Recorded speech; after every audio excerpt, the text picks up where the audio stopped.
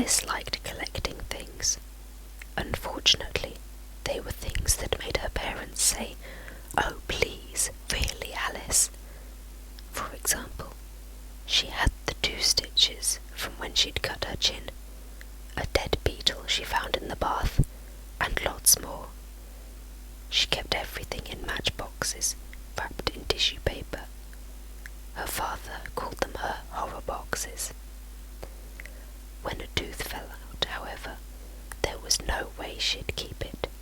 Teeth were for the tooth fairy. One evening, Alice sat in her room, wiggling a loose tooth with her tongue and wrapping her Aunt Megan's birthday present, a bar of strawberry soap. Aunt Megan always spent her birthday with Alice's family.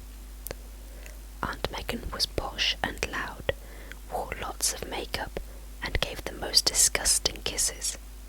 She hated the horror boxes even more than Alice's parents. The doorbell rang and Alice's mother shouted up the stairs, "Alice, come and say hello to your aunt." Alice flumped down the stairs.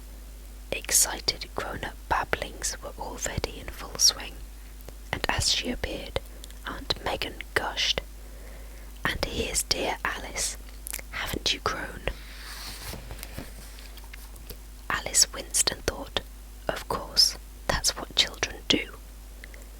"Come and give your auntie a kiss," said Aunt Megan. Alice saw the big pink lips coming towards her, and then slurpy slobber, perfume smelly, sticky, wet kiss. Yuck! The force of the kiss made not one, but both of Alice's front teeth come out. She used her tongue to explore the new warm holes in her gums, and then she spat the teeth into her hand and held them under her aunt's nose. "Aunt Megan, look what your kiss did," she lisped. Aunt Megan did look and turned pale. "Oh my goodness," she wailed. "How revolting!" Then, with a sweep of her hand, she sent the teeth flying to the floor. While the grown-ups went to recover with cups of tea, Alice picked up the teeth and went to her room. She was furiously thinking, "How dare Aunt Megan treat my teeth like that?" when she had an idea. She put one tooth under her pillow. Then she unwrapped the soap, put the bloodiest tooth in a matchbox, and wrapped it up. "Happy birthday, Aunt Dragon," she said, and climbed into bed. Alice woke in the night feeling even more fed up, and decided to put the other tooth in Aunt Megan's present too. She reached under the pillow and, to her great surprise, grabbed a tiny hand. As she brought it out, a silver glow appeared. It was a fairy, carrying Alice's tooth and a sack. "You're the tooth fairy," said Alice. "My, how you glow." "Of course, that's what fairies do," said the fairy. Pointing at the tooth, she said, "Nice one." "What happens to the teeth you take?" lisped the front toothless Alice. "I'll show you," said the fairy. She took Alice's hand, and they both flew out of the window. To start with, they visited the bedrooms of the sleeping children. The fairy disappeared under each pillow with a silver coin, and emerged with a tooth, which she put into her sack.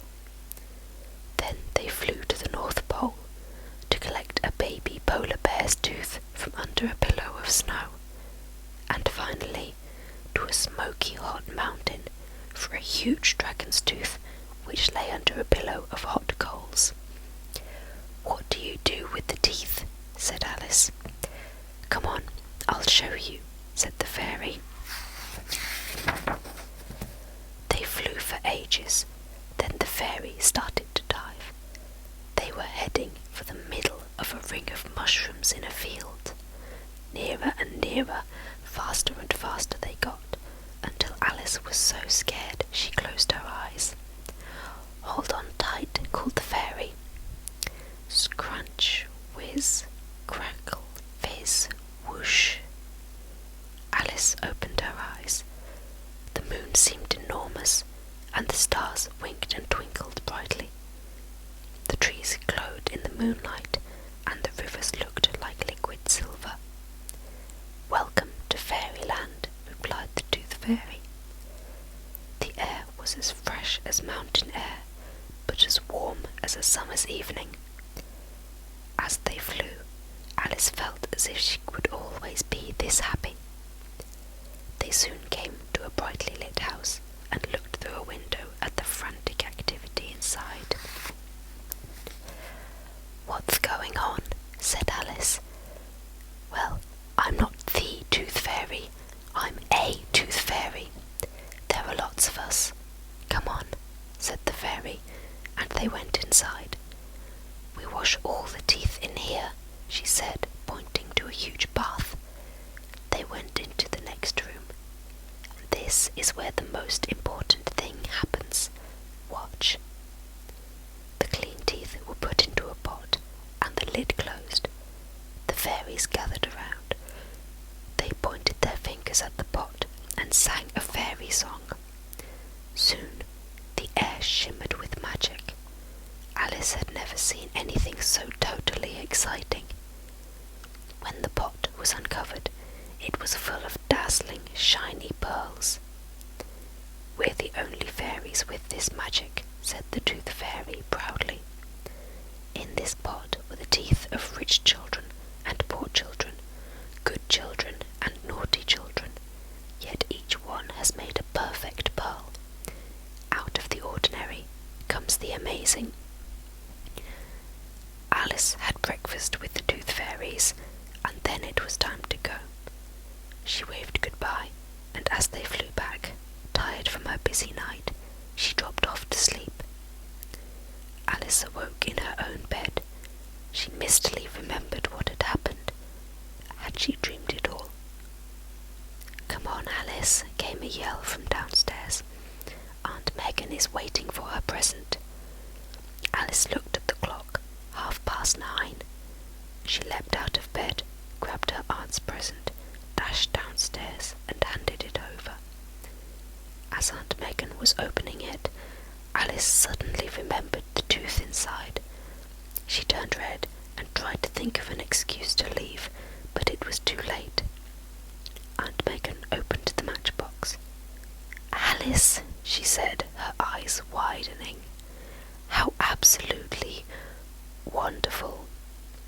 She took from the box a pair of beautiful pearl earrings. "Put them on me, dear." Alice did.